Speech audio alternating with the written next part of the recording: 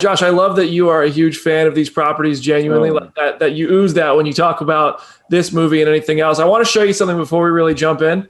This right here, that's my ticket. Oh, yeah, that's awesome. It's really happening. I look at all these people going to house parties where it's like 700 people were in a house party without masks. And I'm like, how about instead you just put a mask on and go to a socially distanced movie? I mean, listen, I'm in Nashville, so it's people around the world have been hit differently, different locations, and everybody has their views. And I think, make your own decision. But I think if I'm going to the gym, what's the difference I think you're safer going to a movie than to a restaurant indoors and all that. I would have to agree. Are you going to go? Do you go? Dude, I'm going to go see Tenet like a couple times for sure. Because you've seen this movie enough by now. Dude, man, I never see this movie. No, I'm kidding. I'm sure I'll see this at some point, but it's like, no, I'm good. I've seen it enough. I can imagine, man. The years and years in the edit process. Yeah. But it'll be cool. I can't wait to sit with people again and watch a comic book movie and heroes and everything.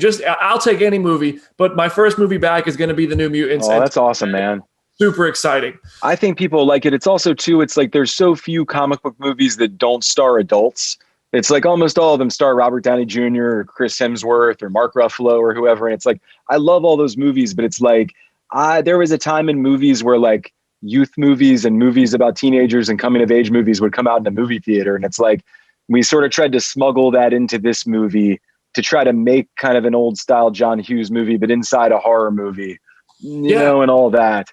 And that's part of why I can't wait to see it, because I feel like the type of movie you described, the closest thing would be like, I guess, like Spider-Man Homecoming, because it had like that Breakfast Club teenage thing with the superhero mixed in, but we're doing that with horror and a whole group of kids coming in there. I can't wait to see what you guys did. I'm so excited. I guess ours is like, another big difference I'd say is like, we shot in all real locations. There's not a lot of big set builds in it. So it looks a lot different from other superhero movies. It's a lot more grounded.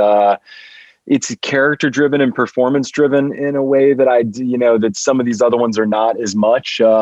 And I guess it is dark. They all have traumas that they're dealing with from their past and things like that are certainly darker than your typical Marvel movie. Yeah, it's gonna be very refreshing. I'm excited to see that. So this is very clearly an adaptation of the Demon Bear story. But also, I feel like we also are getting kind of vibes of this group. Yeah, there it is. I love it. It's also a bit like, it feels like maybe we're going to get touches of kind of how these New Mutants, these X-Men characters kind of came into their own under the guidance of Professor X, obviously under different guidance. Would you say there are kind of elements of meshing some other stories into this, or is it strictly Demon Bear adaptation?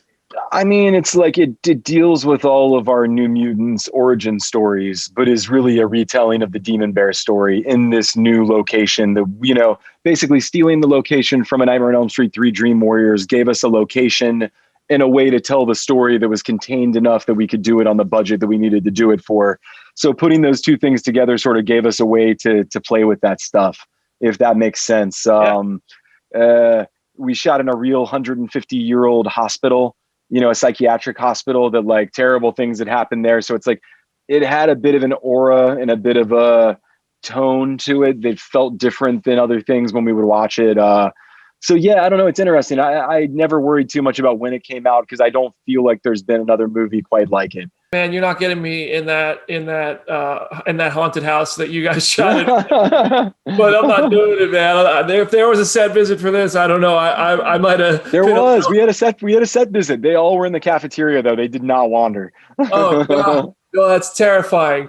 So I'm curious, because this was like part of the X-Men universe. Now it's going to be the end of the X-Men. Oh, right. Yeah. When you make this, were there kind of ties, or even Easter eggs to Professor X and everybody out there? Sure. There still are references to the X-Men universe. It's just like we made this at such a strange time, and the circumstances under which we made it was strange, which was, we didn't know there was going to be a merger till we finished shooting. So we made the movie thinking it was the first of three, and then eventually we'd dovetail with Simon's X-Men movies, and eventually they'd come together like in a big Marvel type way.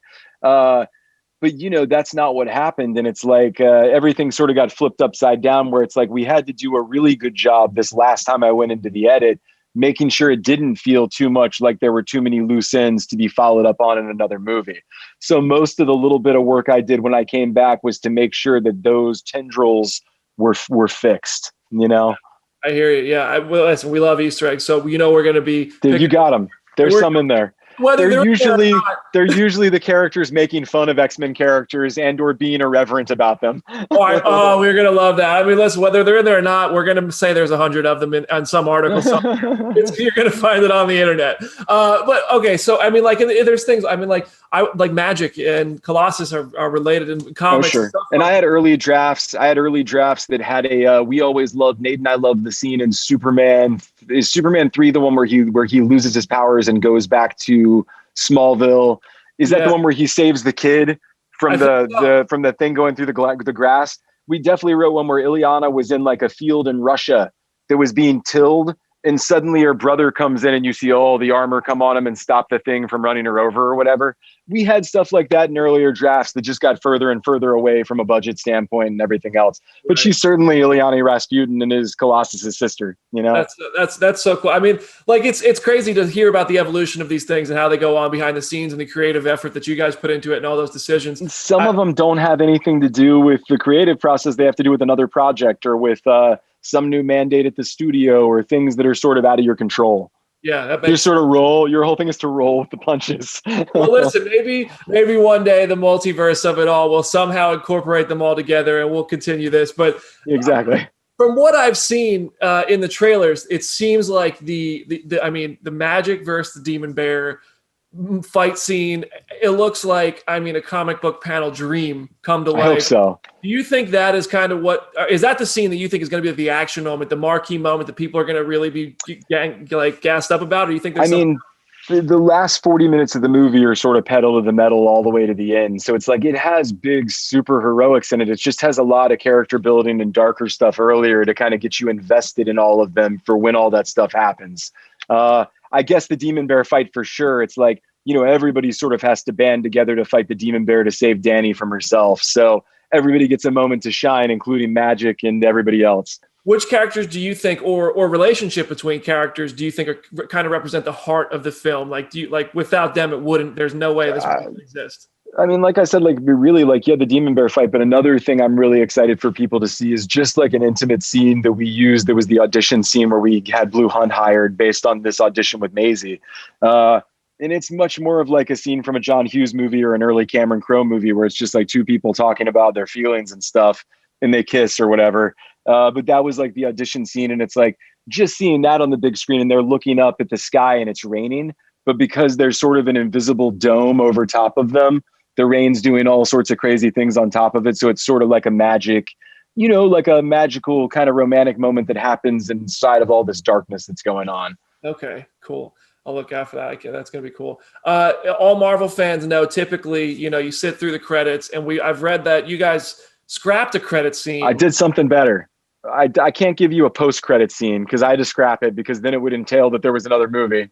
But what I did is we had Bill Sienkiewicz. We had Bill come and he did illustrations of everybody for the end credits. So like when it says Anya Taylor-Joy, Bill did a brand new thing behind her. So like you'll see a bunch of his artwork sort of represented during the end titles, which I hope will be good for fans. Like, they had me recently, they asked me if I would do an audio commentary, and I've done the audio commentaries before, but like I sort of told them instead, it's like, could we instead I do like a feature length interview with Bill about his life and career. And instead of having a scene specific commentary, people could listen to that. And so we did that instead. Wow. So we've tried to honor his work and make sure that as many people go look at it as possible. That is so cool and very creative. I think that is going to be awesome, especially for the comic fans. That's going to be awesome. For the fans. Yeah. So you clearly love these characters, and this seems kind of like a fantasy question since nobody knows and the future is uncertain. But if you had the opportunity to bring them back, whether it's in this world or in the MCU or just whatever, do you have any have you fantasized and kind of laid out in your head where you'd like to see them go? Sure. I mean, what we sold to Fox was really a comic book Nate and I had made that showed what all three films would be. So it's like the first one was always a rubber reality horror movie based on Demon Bear. The second one was always an alien invasion movie based on Warlock and his dad coming to Earth and all that.